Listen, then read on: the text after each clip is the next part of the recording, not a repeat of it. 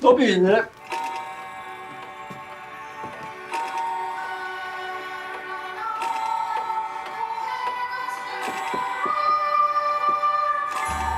Utrolig god ribbe, bestefar. Ja, også så god sprøsteksord.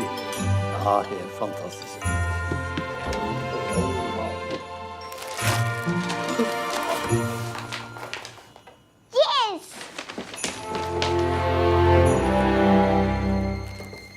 Natta, mamma. Natta.